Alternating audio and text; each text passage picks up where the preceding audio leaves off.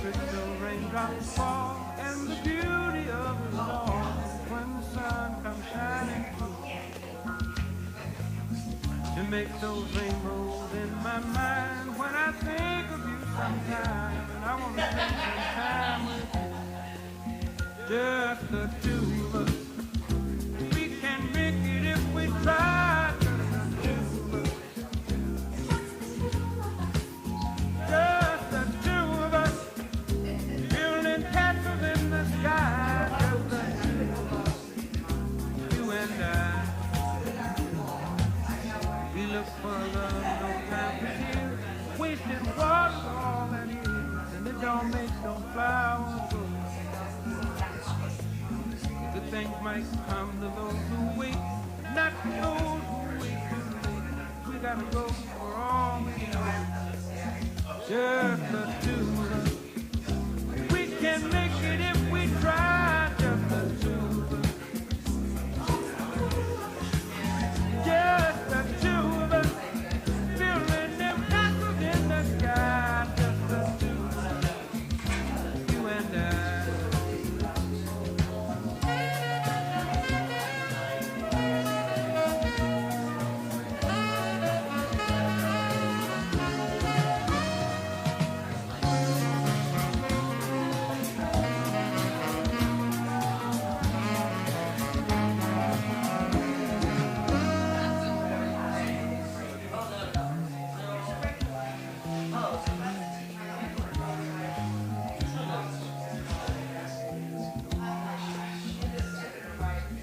I hear the crystal raindrops fall on the window down the hall. It comes the morning dew. Darling, when the morning comes and I see the morning sun, I want to be the one with you. Just the two of us. We can make it if we try. Just the two of us. Just the two of us. Building big castles way on high. Just the two of us. You and I. Just the two of us. Let's get it together, baby.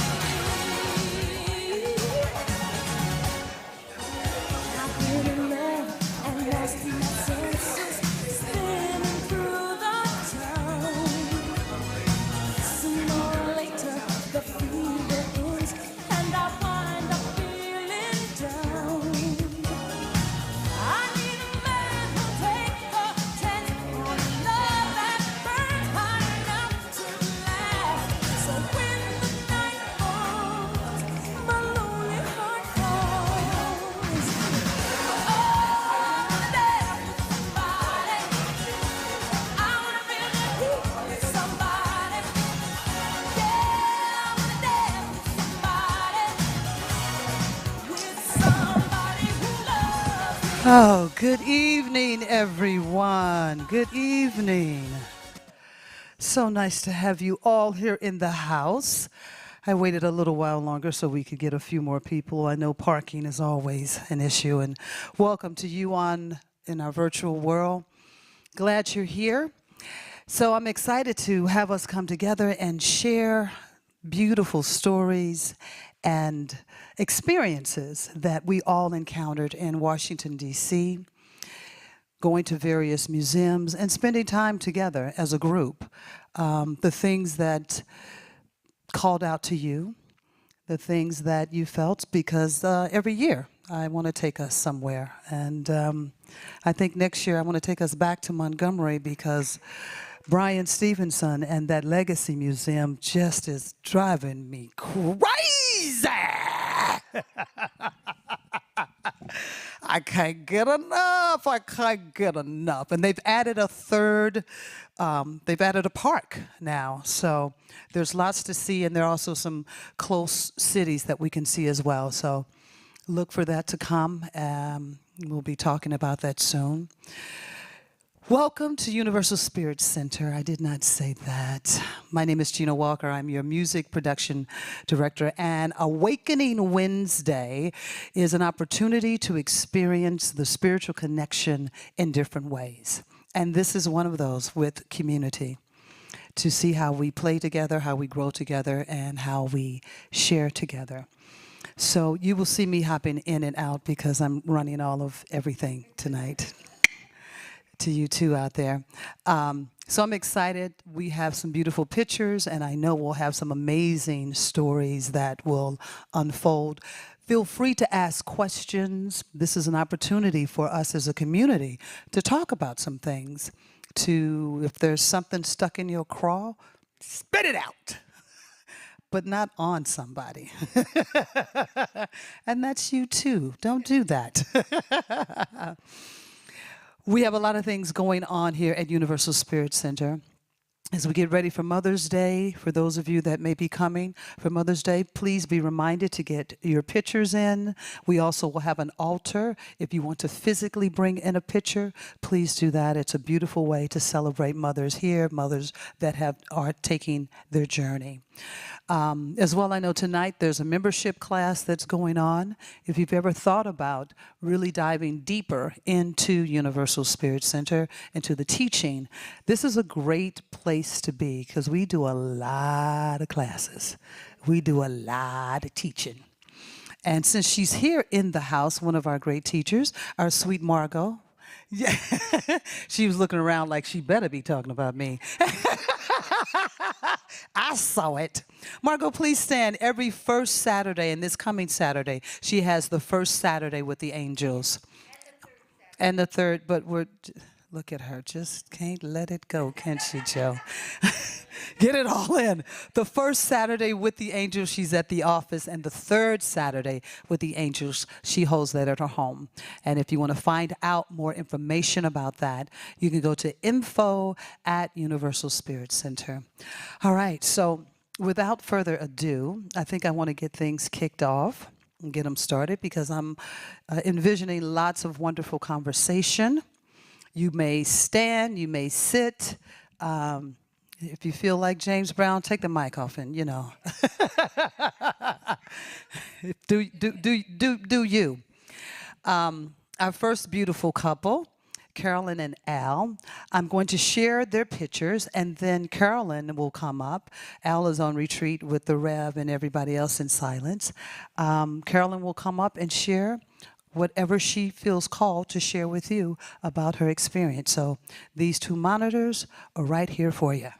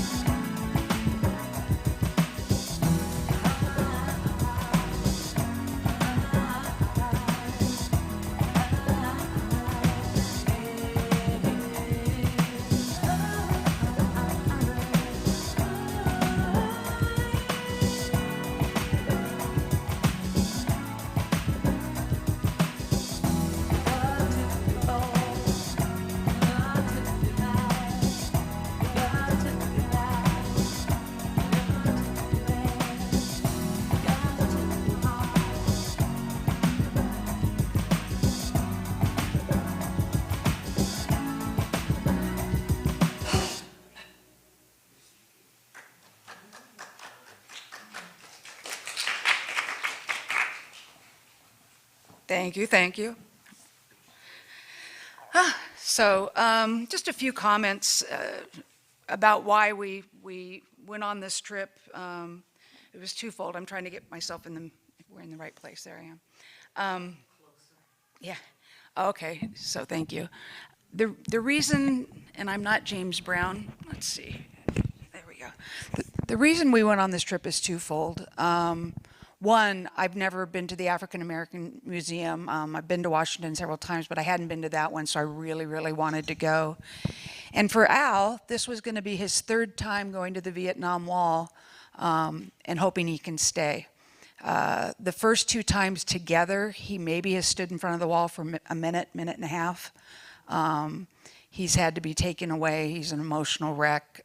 You know, he was in Vietnam for 2 tours and suffered PTSD and had a lot of issues about the government and what they did there. So he's been working really hard in the last 2 years to grieve, to finally grieve for all of the friends he had lost and to work on that part of himself. And so this was the test to see how he would do. And from the pictures you can see he was quite successful. We went twice. We went once at night with the group, and then we went back again on Saturday, just so that, because he was thinking, well, maybe I did well because it was nighttime and I couldn't see all the names. So we went back to really test, and he did quite well. In fact, there was a group of veterans there, and he kind of, I sat back and kind of pushed him away and said, go be with your buds. And so he got to share more with them. So the healing for him was just, it was amazing. And you know, it's been over 50 years since he was there, but it still hurts. And so it was, we got that healing done. On the flip side, we got to go to lots of museums. The African American Museum, I found it, all the things I thought I would, you know, angry, sad, to joyous. And the way it's set up is when you start in the basement, you're starting back, you know, 1619 and kind of what happened in this country. And then by the time you get to the top 2 floors, it's talking about people that have had great influence in our culture and in the world. And it's just very like, yeah, I love that, or that. You know, the fashions, the music, the literature, all the people that have made an impact in this world. Chuck Berry's car that's worth $2.5 million. Yep. And you can't touch it. And the guard said everybody tries to leave in it. Yeah. So you have to stop them from trying to leave in the car. All right, thank you. And so that was just, you know, I got out of that what I wanted. The next day we went to 2 Jewish museums, and the first one, it was a former synagogue, and it was small, and I was really, really impressed with what they had there, and that was some of the pictures you saw there about, you know, learn Yiddish, the difference between a minch and a putz. And then that voting, people that go can have little coins and vote, and about vote, people can vote about voting. And one of the top one that you couldn't tell, but was lower the voting age to 16. And that just generated a lot of good conversation between my husband and I. Let's say we have differing views. But at the main Holocaust Museum, which I've been before, I hit the gift shop like I always do, and there was a woman there who has written this book. It's called The Journey of the Hidden Child, and this summed up the trip for me. This story is about a Jewish couple in 1941 in Germany who just had a baby, and at 6 weeks old, they gave that baby, seeing, you know, what's going on, they gave that baby to some non-Jewish friends to hang on to until they could, you know, successfully and safely get the child back. The people that they gave it to, they didn't know were British spies.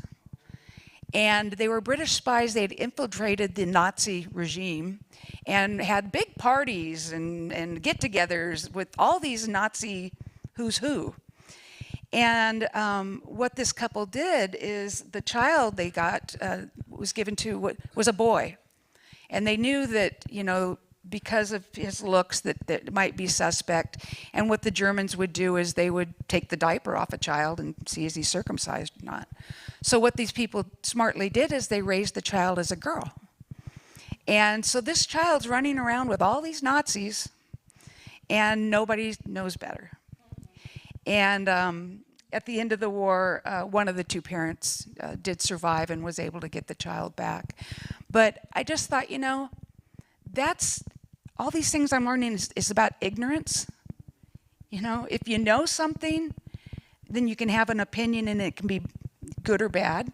And we know through both the 1619 and slavery and then the Holocaust, and that the people who should know better did it anyway. But if you think you know something, which a lot of the people I think they think they know better, have done a lot of bad in the world. And so these Nazis who thought they were so high and mighty and so smart didn't know that they had this little girl running around that was Jewish, but what they would have done if they'd found out was horrible. And so the whole trip, it taught me people can do really cruel things, and that we can also get beyond that. And we have, in many ways, we're not healed completely from any of it, but I don't know, this book just really gave me a lot of hope, because I loved, just like, they have Harriet Tubman trying to do the Underground Railroad, she's a small little 5-foot woman. Nobody's going to think that's going to happen. She outsmarted them. This couple, in giving their Jewish son to a non-Jewish couple to be raised as a girl, outsmarted them. And so there's always those people, and those are the people I put my faith in. The ones that don't follow the rules. I love those people. So anyway, it was a great trip for us. I'm grateful that we were able to take it. I look forward to Birmingham. I was supposed to go last year but got COVID, so I'm going to go this next time. And just thank you, Universal Spirit, and thank you, Gino, in so many ways for getting us there. Absolutely. So thank you.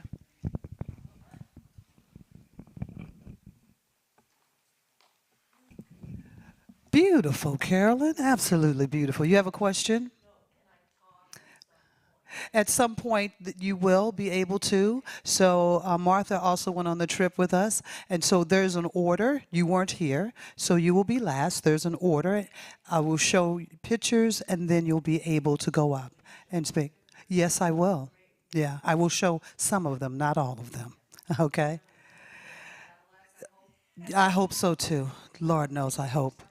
So now we will move on to our sister Kathleen. Second here. Let me see. Where are you here?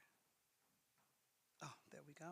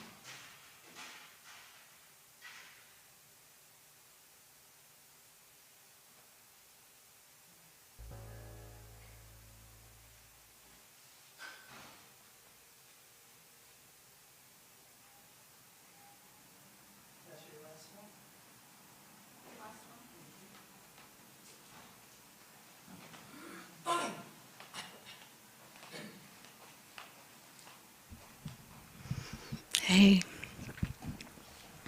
so emotional. I'm just seeing the pictures from our trip. Um,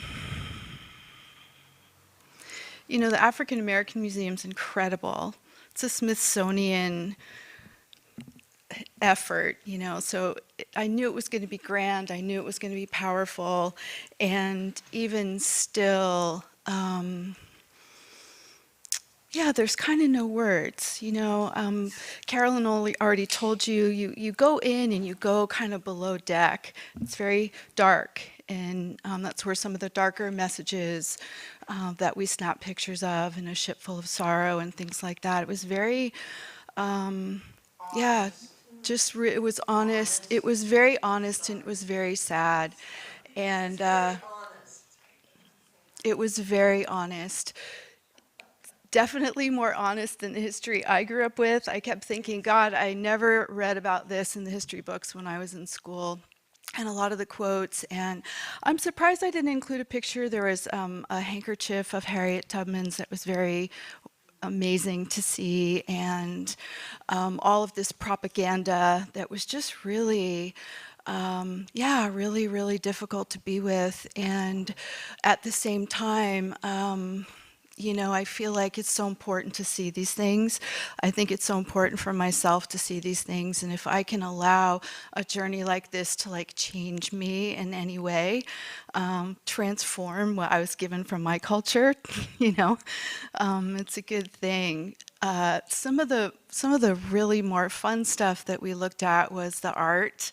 I never knew this word, Afrofuturism. It's an entire art movement of blackstresses and blacktors and all of these amazing musicians. And I'm a sci-fi buff and a comic book buff, and there were the Black Panther comics, but there was Uhuru's Star Trek uniform, and all of these amazing comedians, and also people who were telling the truth but finally had an opportunity to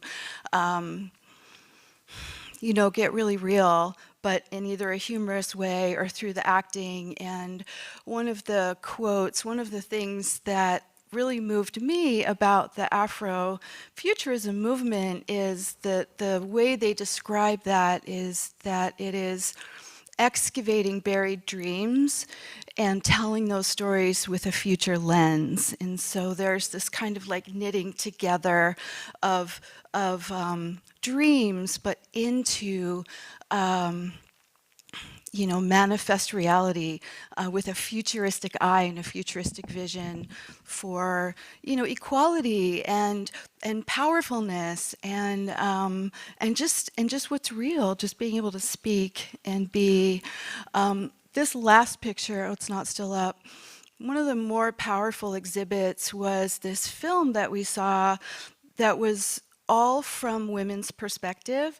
There's something it landed a little bit different on my heart, hearing the women's stories and seeing the way that they picketed, and not that everyone wasn't picketing and doing what they could and protesting and doing, the lunch counter protests and the Freedom Riders, but there was something about hearing the women's voices. I think that in all the history I ever learned, there weren't any women's voices that were really being, brought to the forefront. And then we didn't have any pictures either, but another really powerful exhibit there is a lunch counter. Interactive exhibit where you sit at the lunch counter and it's a digital display, and the menu are all of these different ways to get involved in the movement. Freedom riding, or the lunch counter protest, or the marches, and you would choose your menu thing, and it would tell you about the preparation that you had to do to get ready to go sit and protest at a lunch counter, or what you had to do to get ready to go on a freedom ride. And then you would turn the page and there was a story of well, that bus blew up and 2 of your friends died. Do you go forward? And then you're choosing each step of the way in this interactive exhibit. And I know that we were both having the conversation of like, what would we choose? Like, I hope I would choose to keep going forward, and yet it was so life-threatening and desperate and scary, and it's very, very, very well done and powerful. I went on this trip. I just couldn't imagine not going. One of the reasons I planted myself back at Universal Spirit Center was because of the Racial Equality Project. I've kind of been unraveling internalized racism in my own body and my own world for the last few years, and I just felt like it was time to get in the mix and do some activity, do some action, and to really step into a bigger conversation. So I really appreciate that you're here, that we get to travel together and laugh together and do crazy stuff and put on our shows, and people can come and like donate to racial equality projects so that we can do stuff like this. We were able to help people financially come through all the work and the stuff that we've done all year. And I just hope that I get to continue to change and transform and unravel through all of the stuff that we do together here. So, yeah, if anyone has a question or, yeah. I love that you brought up the sit-in counter, because that was really, really cool. It was cool, but it was also, like you said, our conversation. I mean, it's easy to say, yes, I would do it, but then I was like, I was clicking yes so fast, yes, yes, and then I ran across this group that had gone. They blew up. Everybody on the bus, dead. And it's like, how much am I really dedicated to doing that? So, I guess this is just kind of a statement. It opened me up to that there are people that are really, that you don't know their names, you don't know their families, that have died to move this world forward. And that I was sitting there just blown away, because I was like, I hope I would be one of those people, that I wouldn't chicken out at the ninth hour, you know. And I'm sure it wouldn't, I shouldn't use the word chicken. It's understandable. But it was really, that was really poignant for me. Yeah, a choice like that is incomprehensible to me. Yeah. To have a life that I would give up What do you believe in that order life? to, yes, move a movement for freedom and equality forward. It's just kind of People you don't know, people you don't know, yeah. and some maybe you've never met. I mean, you may not even like everybody. It was like, it was mind blowing. I thought that was really well done in the exhibit. 'Cause Yeah, it was. yeah.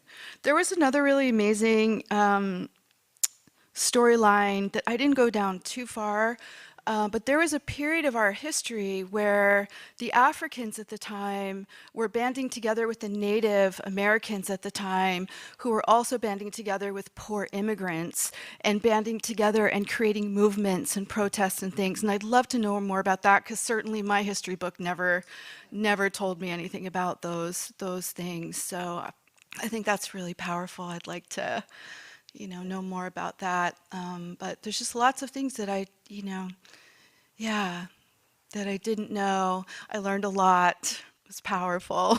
It was incredible. You can understand the freedom riders that they made out wills. Oh, did they? As part of the training, yes. Yeah, They all made out wills. yeah. Before they left, right? Wow. Wow, that's powerful. That reminds me of I'm wondering if we should bring Rustin. the mic so people can hear online. You can't reach all the way. I can bring it, okay. Yeah, it's not gonna go all the way over there. So.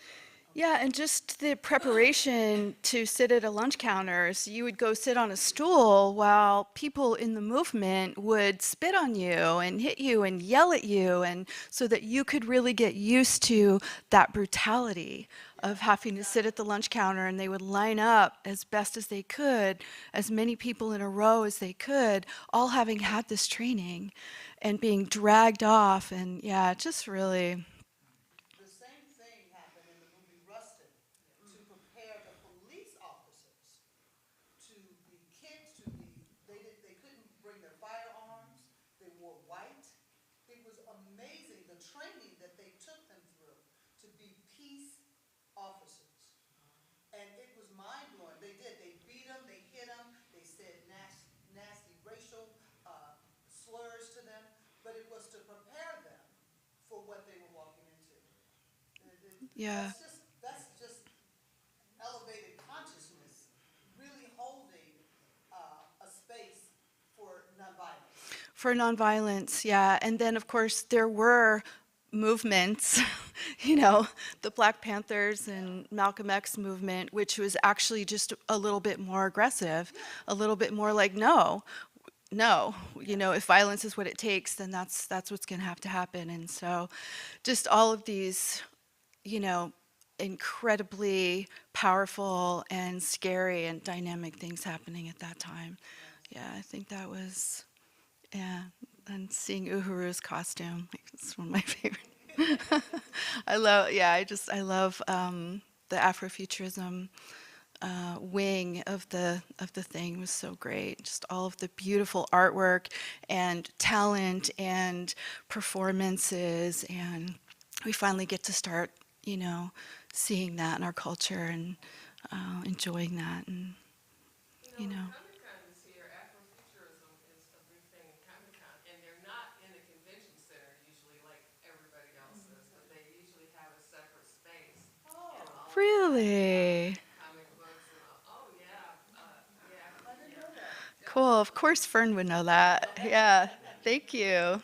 Yeah, it's really amazing artists, and bizarre futuristic music, and like George Clinton and P-Funk and like the whole, you know, just all that. So it was amazing. I think that's it for me. Unless anyone has anything else. Yeah.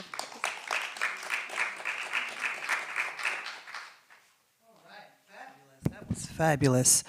So next is Corinne. She's not here, but we will show and share her pictures.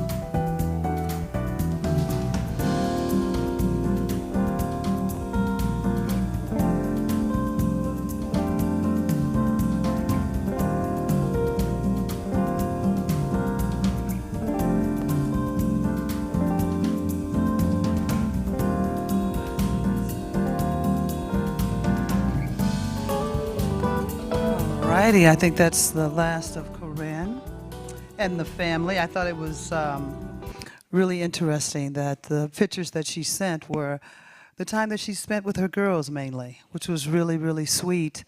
And it was, for me, it was really wonderful to have two young teenagers and then little Rowan to feel the trip through their eyes. And they had some deep conversation at time, you know. It was like, yes, young people are listening, they are involved, and they have opinions. It was really, really, really awesome. So I'm going to invite Pat up, and she's going to just read a poem for us, kind of break it up a little bit. And then after Pat, Christopher, it will be you. Yeah, do you need that? Okay.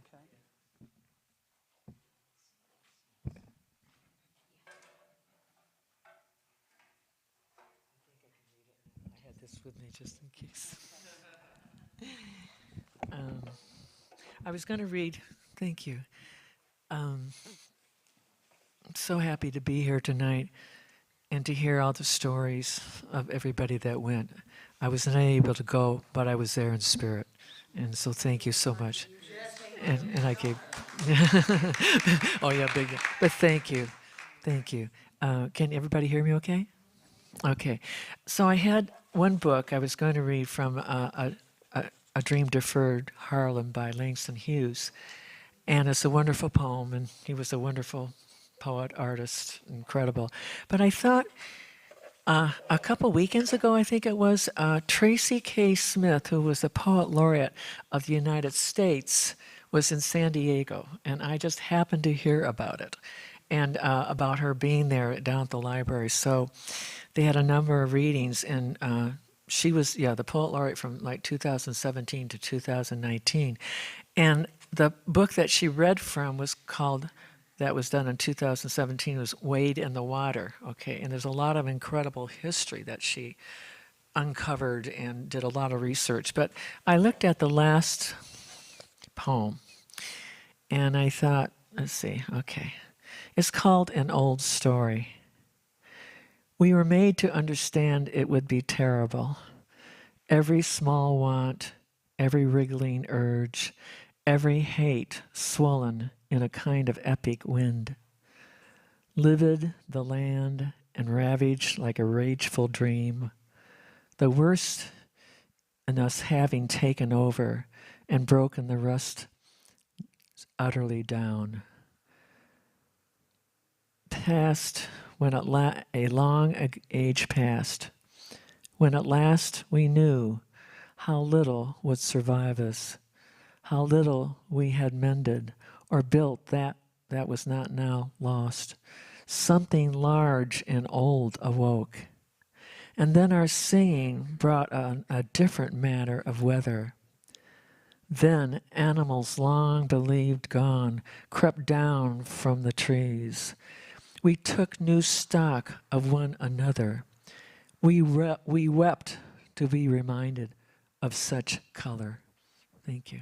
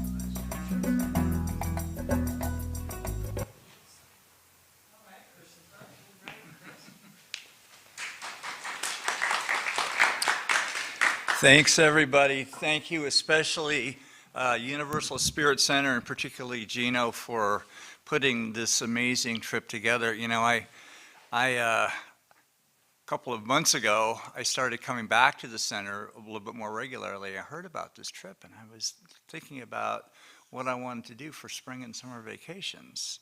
And I thought, I didn't have to think too hard. I'm like, I think I want to go to Washington, D.C. and learn something and experience, oh, what a magnificent city.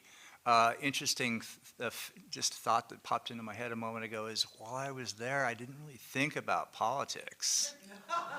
That's kind of cool, which means I wasn't watching much TV or reading. And yeah, so, you know, the collage of pictures is just a smattering of and there's just so much there. You know, I remember one of our tour guides said, well, how long does it take, you know, a person said, well, how much time should one allocate, you know, for touring Washington, D.C.? And I said, well, the real answer is it takes a lifetime. It really, you know, and I get that. So, you know, wonderful company. You know, I got to spend time with Carolyn and Al, whom I've known for years. Hi. And we got to know each other a little bit. You know, we even went to an AA meeting the last day we were all together, a little closer. Oh, okay, I can do, of course. Want me to start over? Just kidding. No. But, you know, gosh, you know, I can just, you know, a lot was said that I obviously, you know, resonated with me, and it's very moving to be in these museums and you know, and enter and tour them in the way that they were designed, you know, to create a story, to tell us a story, and to stir our emotions, and to educate and just, you know, help transform ourselves. So this trip for me was very transformative. It was diverse. It was about eating. It was about friends. It was about looking at architecture and taking cool photos. How many museums did you go to? About 4 or 5. Yeah, and I didn't make it to the American Indian Museum, and I really wanted to go there. It just didn't. I heard, and but see, again, it takes a lifetime, so I'll have to come back to D.C. and go there and go to other museums that in places that I didn't have an opportunity to see. But it was, yeah, just a delight, and. You know, what a lovely group to travel with like-minded people. You know, we started our day in the hotel and we had a lovely breakfast, and then we split off into a couple different lift rides, and, you know, not everybody was doing exactly the same thing, and that's nice. That's nice. And, you know, we found, yeah, we just, you know, we had all this wonderful common ground, and everybody had their own experience and their own journey. And you know, got to share about it and just be with one another. And I'm just very grateful for the opportunity. And thank you so much again, Gino, and Universal Spirit Center. And Spirit, by the way, Christopher, Child of God. Just wanted to throw that out there. So I went inside the Spy Museum. I didn't make it past the gift shop because they said, do you have a reservation? And I said, no. So I didn't go back. And it was a little bit I had to hoof it over there, but, you know, I got to see some beautiful gardens, and so it was, you know, it was just part of the adventure. And it's like, oh, I'll go there next time, perhaps. Yeah, so. Thank you. Welcome.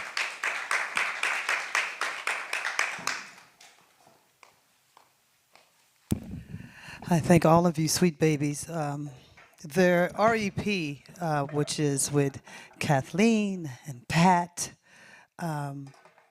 it's not just me. So these divine lights also as well really do a great job. Carolyn used to be with us, but she kicked us to the side. But we still feel her love and appreciation. We do. And also, you know, we're appreciating Pat for her beautiful giving, and also Janice. gave us some beautiful giving to help, and along with all of the community, really did. And Corinne did a beautiful job of getting the bingo happening, and we're gonna look out. We'll be doing some summer bingo. We got some bingo coming down the pipeline. Really beautiful help and things that she did. And someone that you guys never see, Michelle, who really sometimes work with us online. Everybody that puts in their feedback, that puts their 2 cents in, it really helps and keeps Racial Equality Project moving forward. Because without that, you know, it would not. So I thank you. I thank you all. I thank you for saying yes and for going. And, this is our second trip, and, we got a third one coming up, and just really excited that the community has said yes to standing in this space, because it's not always easy to stand in this space, to hear, to experience, to be a part. We took Lyfts and Uber, but we also took the train and the metro. The queens of that, Lynn, Mariana, and Corinne, they were the first ones to jump out there. We weren't too far, even though all of my friends that either lived in D.C. or have lived, when they found out that we were staying in Baltimore, they're like, "Are you out of your mind? Are you crazy?" But we made it work. It was a beautiful opportunity. So let's get... Yes. Yes. That sounds great. For also virtually. So we meet, Racial Equality Project, we meet on Zoom every second and fourth Tuesday of the month, 4 o'clock, wherever you are, so it makes it easy. We're very conscious about time from 4 to 5. We discuss things that will bring forward to the community, how we're going to do that. And so would love to have, the more feedback we have, the more we expand, the more we can see and do things. So please know that you're all welcome. You don't have to go here to Universal Spirit Center to be able to participate. Thank you. So you go to our webpage, universalspiritcenter.org. Up top, left side, you'll see the community Zoom room. Right side, community Zoom room, and just click on that. And every second and fourth Tuesday, we're there, mashing it out. So now let's get ready for Mariana. We'll show her wonderful pics.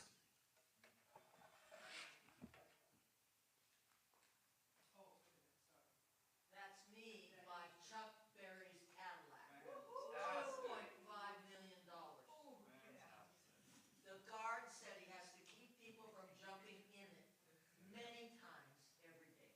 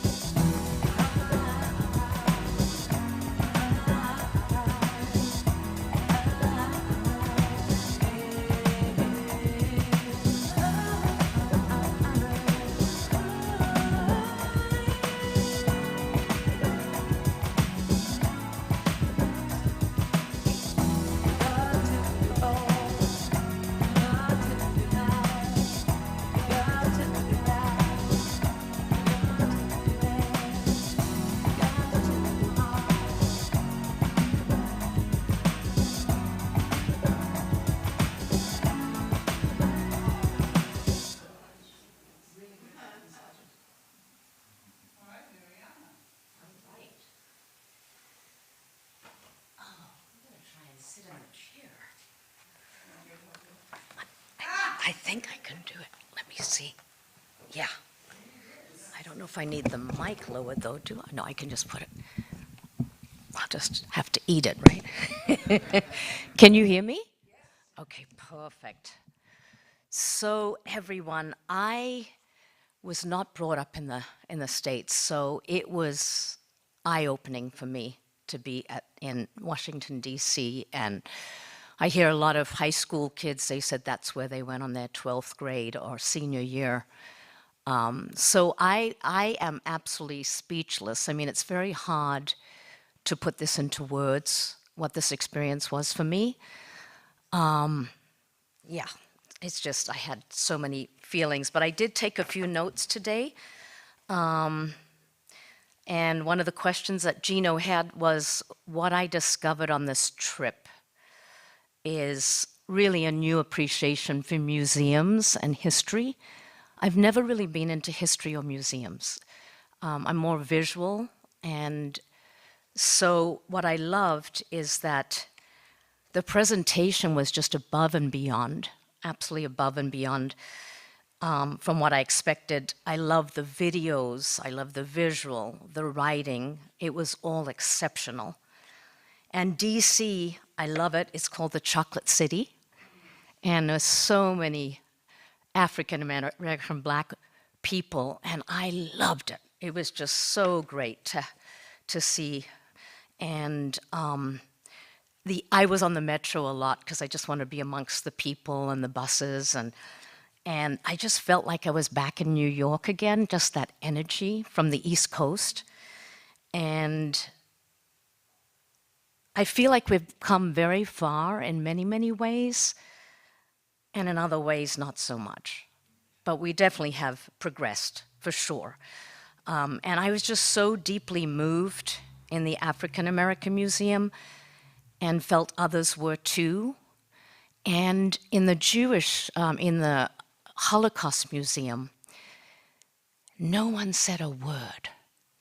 You could hear a pin drop with Hitler, the videos of Hitler, and the young people were so polite. They would go in front of you and say, "Excuse me." No one was speaking. We were just all speechless. So that was just so beautiful to experience that with others. And I could have spent 8 days in the African American Museum, 1 day for each floor, because there was so much. And another thing that I experienced, which I never thought I would, but I felt like I went through my whole history. I was born in Australia, Canadian, live here. My dad was from India, my mother was from Denmark. And it started in the Air and Space Museum. I was watching the video of the first man on the moon. One small step for man, one giant leap for mankind. Neil Armstrong, the first man on the moon in 1969. And it's amazing, these moments in life. I'm sure you can all relate. You know where you were for September 11th. You knew where you were for the first man on the moon. I was in Australia, in Sydney, 11 years old. And I will always remember that on black and white TV, the first man on the moon. And you won't believe, right at that moment, I heard this family to the right of me. And I said, "Are you from Australia?" They go, "Yeah." I go, "I can't believe this first man on the moon. I was 11 years old and I was in Sydney, Australia." They go, "What?" And so we talked for a moment, and they were just amazed that I was from there and that I was there when they saw the same thing that I was seeing on the screen. And then Neil Armstrong, I was in a singing and dancing group called Up With People in 1981. I remember he came and spoke to us, and just to meet Neil Armstrong, the first man on the moon. I was 23, I think, at the time. The other thing that was really heartwarming, because last May I was in Denmark, and I have a friend who's 92 from Denmark, and he was doing this 2-day trip and talking about World War II and how influential Denmark was in keeping a lot of Jews. There was the Danes that protected the Jews, and then the Danes that told the Germans who were protecting the Jews. But they had this boat that they would hide them underneath, and I saw that in the Holocaust Museum. And there was a video in Denmark, so I sent that to my friend because he's doing something on World War II this summer. And they saved 90% of the Jews in Denmark and brought them to Sweden, where that was a neutral country. So that was another amazing thing. And then I also went to Poland when I was 18. I was doing disco and ballroom dancing in a group. And to think that I was there in 1976, I think, in Poland, to see all those concentration camps in the Holocaust Museum, and to know that I was there at 23, didn't really even know at that time about all of that. So it was just all these little threads throughout my life that I felt being in all these places. And the list goes on. And I love, because my dad worked for the airlines. He was working for Air India. And I love, they showed two pictures in 1963 where it was regulated. Only the elite could fly, if you could afford to fly, and everyone dressed up.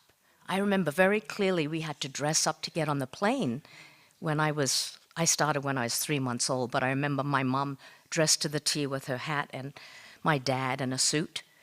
And so they showed that picture in the Air Museum, and then it had the picture of today. They have their earbuds, their phones, they're in their pajamas almost, their running shoes. What a contrast from 63 to now. And it's become deregulated so many, many years ago so that we could all afford to fly. So that was fascinating too, just from my airline background. And finally, Gino, I just wanted to say you did a phenomenal job, my darling, with the museums, the restaurants. You kept us abreast of what was happening. And it was really special to share this with others from our church. I stayed with Martha. She was a wonderful roommate and so enthusiastic. She would share all of her gifts she brought that day, and she was so excited. And I just really wanted to go on a church group. So this was really, even though I didn't spend much time with you because I was on the metro, you were on the Uber. But at night we had moments, and it was just great. And I look forward to the next one. And I want to thank very much Gino and everyone, Pat, and everyone that contributed and got involved going on this trip, and those who supported us financially to be able to go, because I know it helped me tremendously, and that was my final decision, is the support I got. And I just felt very blessed, grateful, just humble, and just in awe, just of the history of the States. It's horrendous and sad, but I love how we have progressed. And yeah, just from the lower floor of the African and to the upper, it was like, you know, all the athletes and the singers and the fashion, and it was just tremendous. I really learned to appreciate museums, and I will always look at history in a different way right now, and it's just given me a new appreciation. Thank you. You're welcome. Yeah. Sooner than it should have, so I'm going to play the last bit of yours. That wasn't where it ended. Okay. Yeah, for some reason it didn't. Okay. Should I stay up, or No, I can sit down? All right.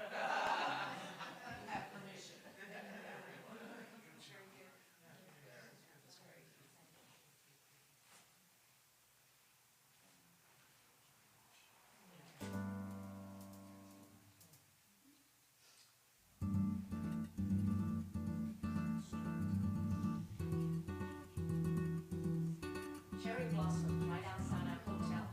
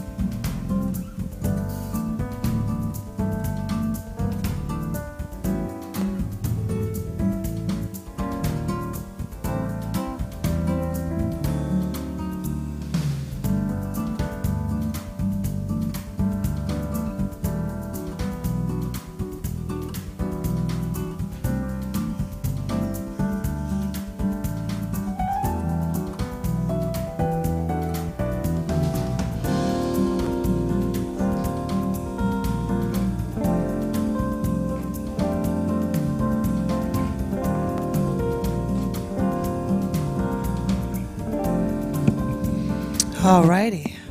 So yeah, so I wanted to finish those. You know, um, great. They were important. So I'm going to show Lynn's pictures, and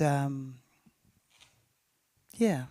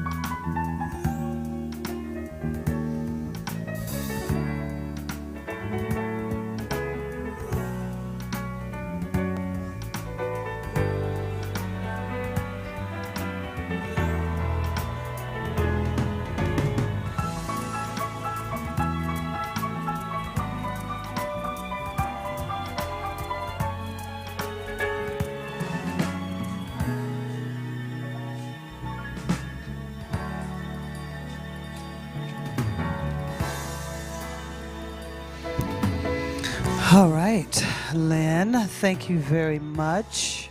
Let's give her some love. Okay, there we go.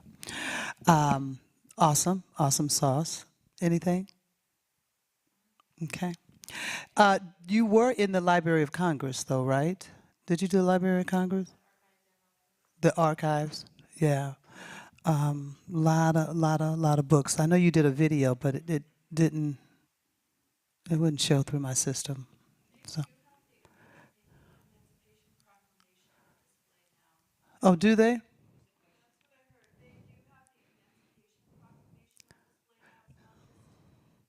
Hidden somewhere. It's out. um, yeah. So for those of you virtually, Kathleen was saying that they have the actual image of the Emancipation Proclamation on an exhibit where you can see it. I did buy a small book in the African American Museum that was the Emancipation Proclamation. It's written in there, really quite beautiful. And my brother was just in town like a week ago, and we read some of it together. It was, yeah. Yeah, and to be there with my brother to share that was really pretty cool. All right, so next we'll show Martha's pictures, and then we'll have Martha come up.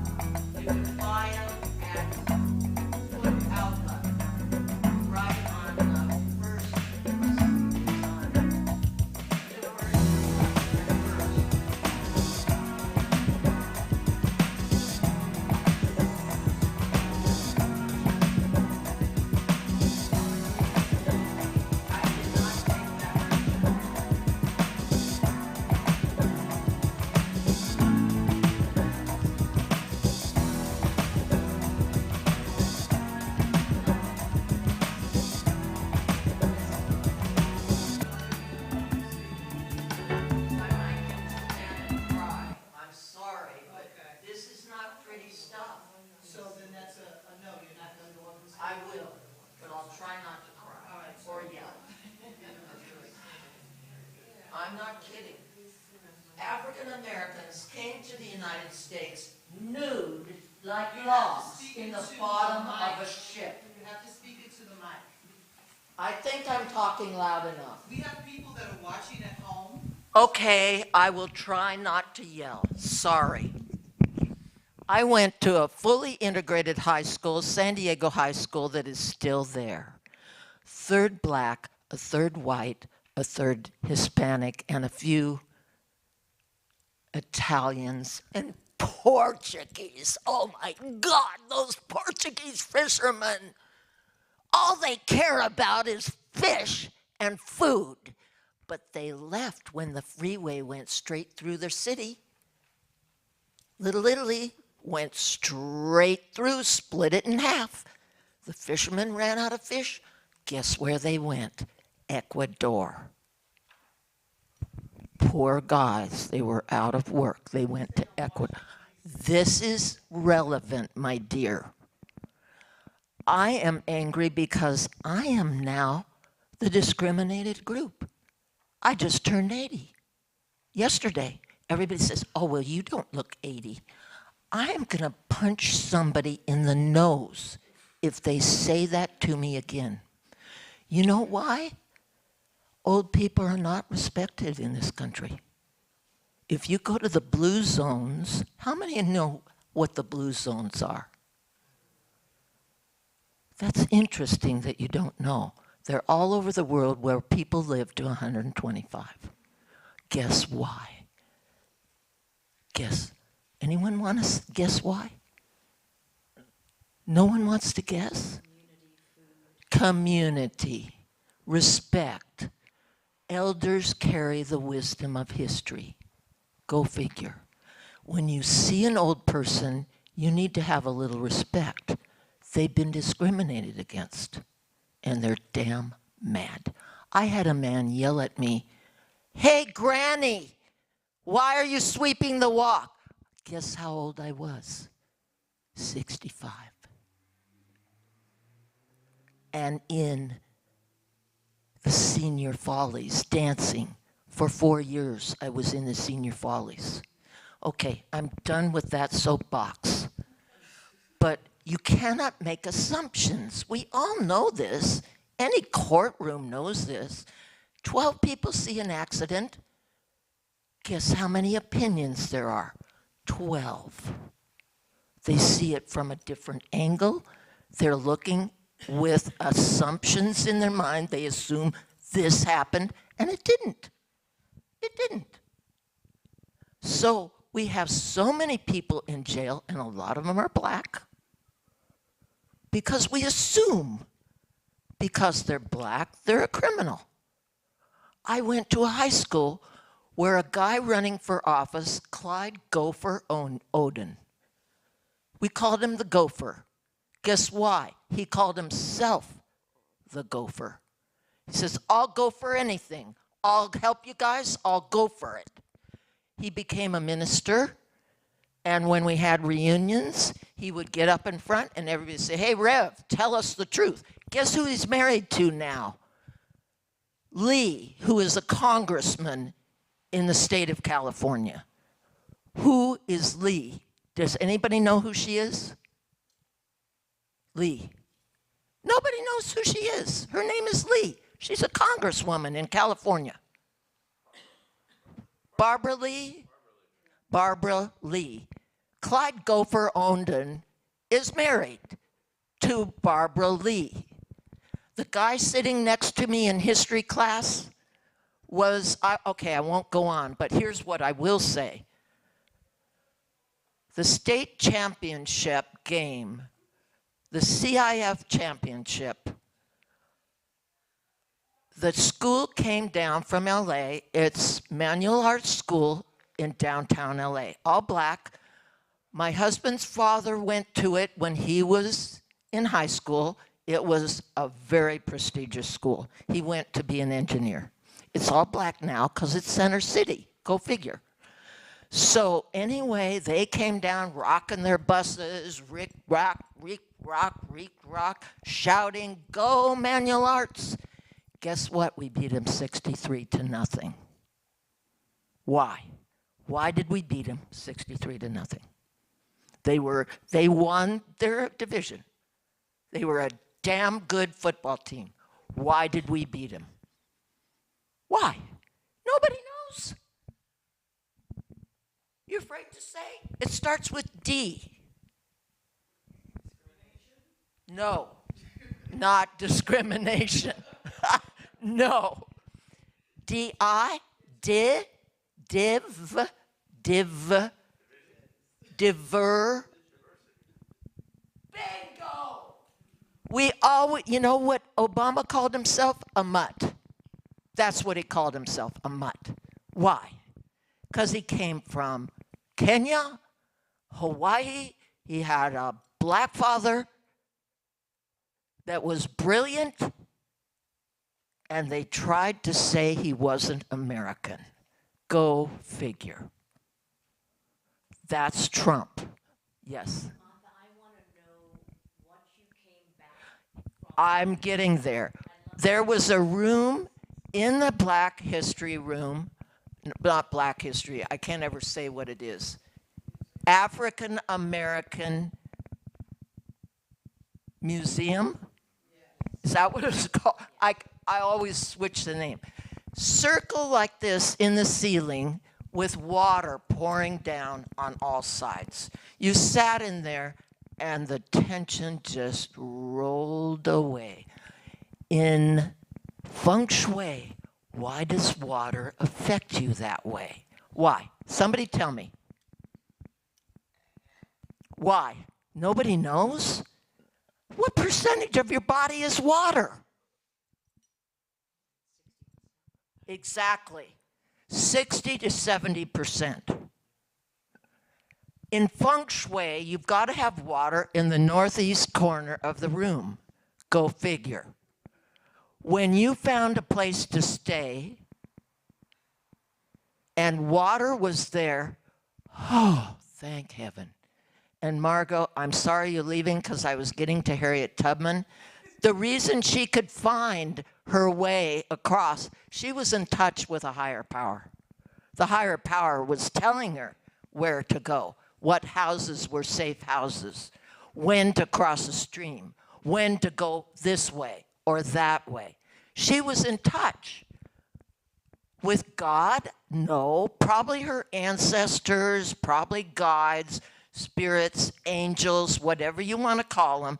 And a lot of people are leaving now because they don't have any sense of that. It's okay. I get it. I didn't have any sense of that 10 years ago until my mother started coming to me in a hummingbird. And now I understand. In the museum with the African American people, there was a man in a green suit, very tall. Guess what he called his singing group? Guess. Guess. Come on. First thought. First thought. Hummingbirds. Go figure. He was in touch with a higher power. And that's what happens to blacks. They're in touch with a higher power. They're humble. They've had to be humble, or they would punch everybody in the nose. My own husband would say about blacks, these damn does. And I don't fault him for it. He was raised in the John Birch Society of Orange County, where they were John Wayne country. Me, He-Man, you listen to me, 'cause I know everything and I make millions of dollars, so I must be right. That is what narcissistic.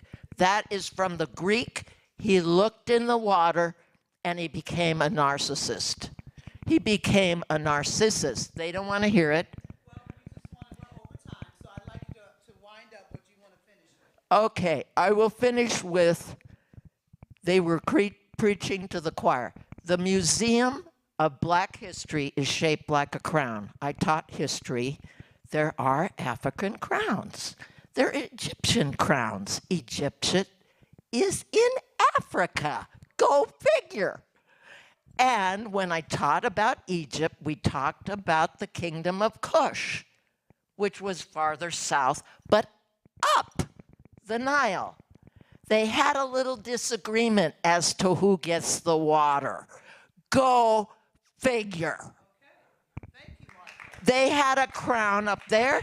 They had a crown down here. Guess what they did? They combined the two crowns. Thank you. And the Thank you. crown- Martha, thank you so very much. So I'll show you these. No, you're finished. Let me finish. Here we go. I'll show you the pictures here that I have. Go Africans! You're taking back your power. When Africans met at a crossroad, guess what they did? Danced until they made a decision. So they come together, we disagree, who owns this land? Chief Seattle said, God owns the land.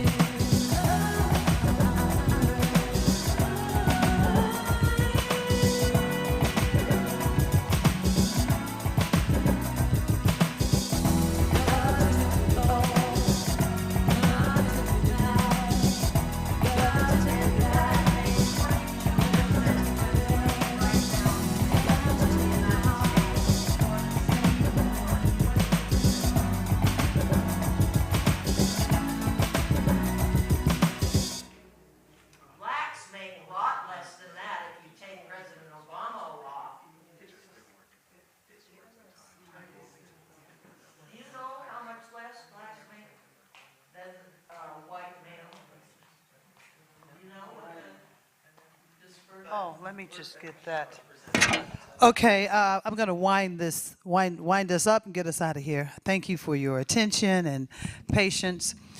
Briefly, I showed some of the pictures from Martin's Tavern, where we all had dinner together in Georgetown. I want to share a couple of stories with you.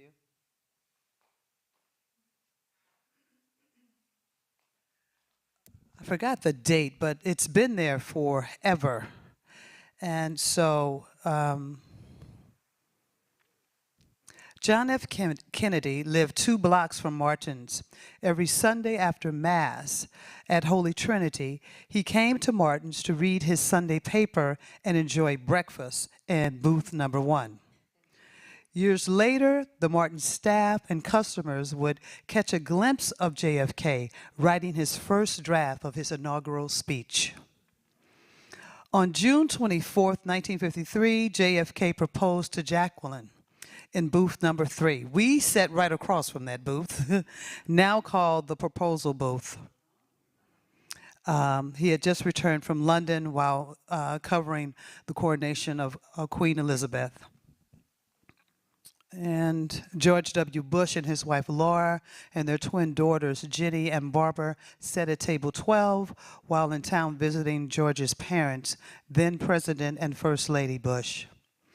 Billy Martin recalls the twins were about 8 or 9 years old, with beautiful manners and even more beautiful dresses.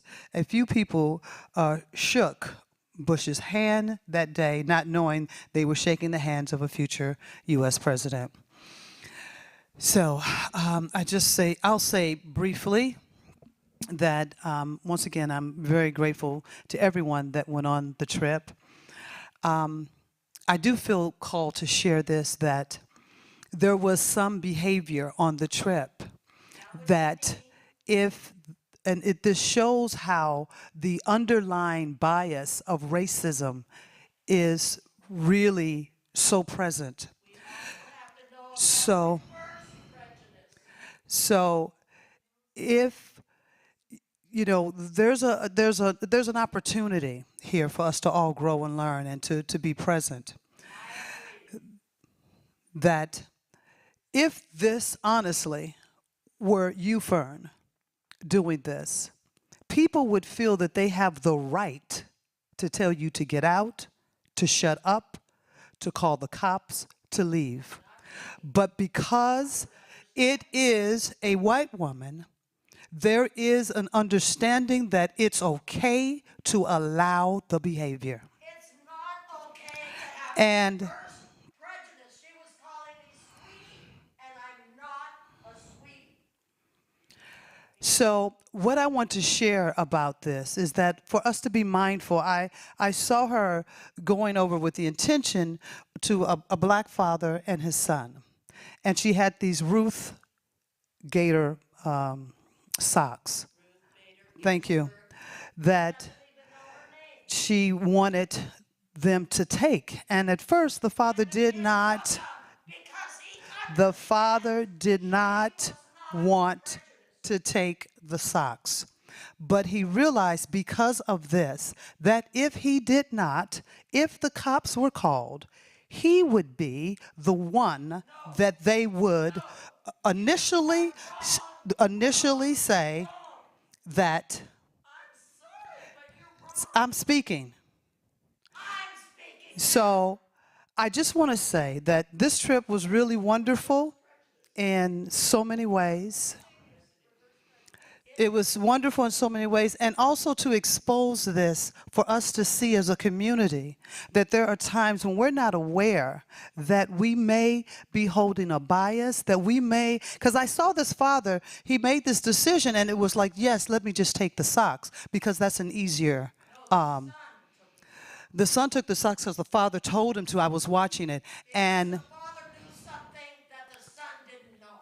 And so it was easier for them to do that than to have a conversation to say, no, thank you, I don't want the socks, that's not what I want to do.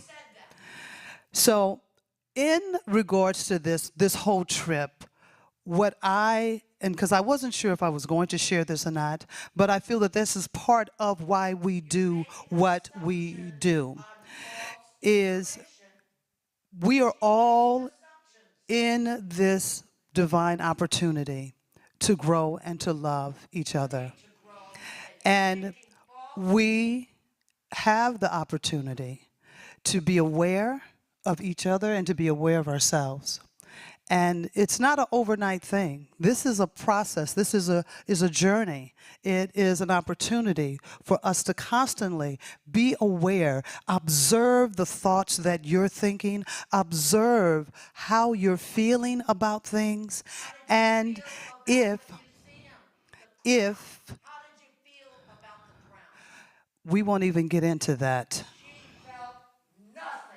So I want to thank you all for coming, and I apologize for the ending being in this manner, but we also have to be aware that in a community, we embrace all, we do our best to support, and we also allow people to find their footing and their way. So I hope if you decide Racial Equality Project is something that you want to participate in, you want to get in, we're there the 2nd and the 4th of every Tuesday. You can go online. I want to thank everybody. I love you all. I know we ran over virtually everywhere. Thank you for hanging in there. Peace and blessing. If you do feel called to give anything, you can drop something in the bucket back there. Thank you. And online, this is our QR codes. If virtually, if you want to hit our Venmo or our PayPal, you're more than welcome. I appreciate you. Thank you.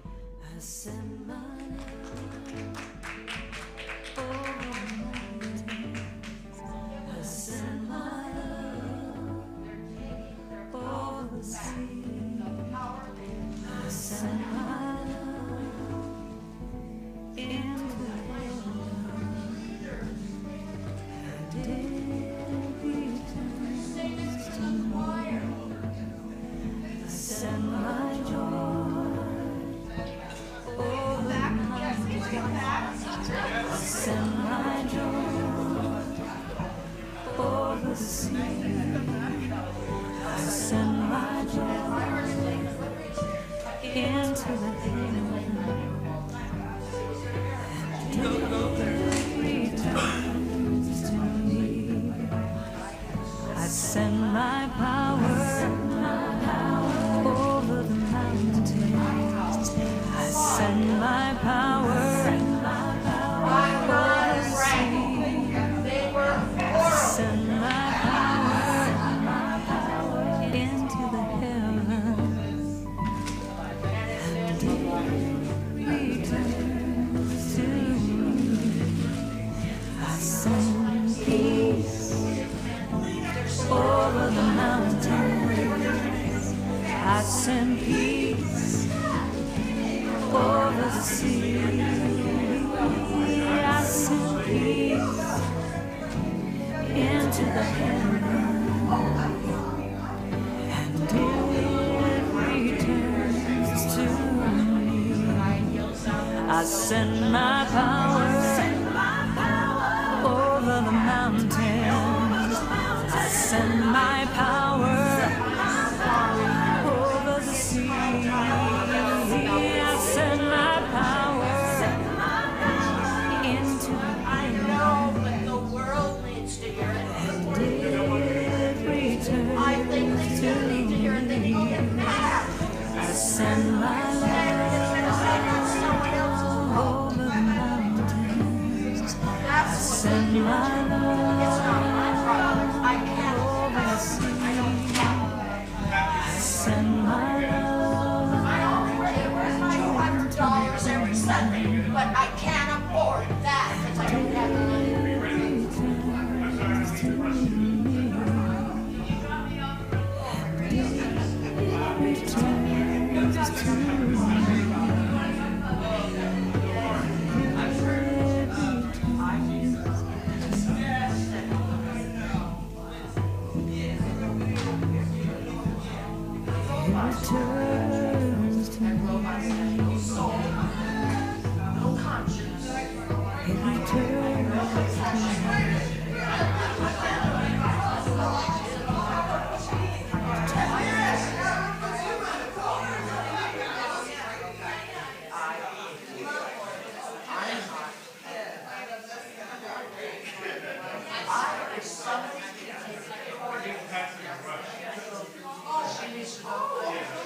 Please, I'm not mad at you. I'm not mad at any.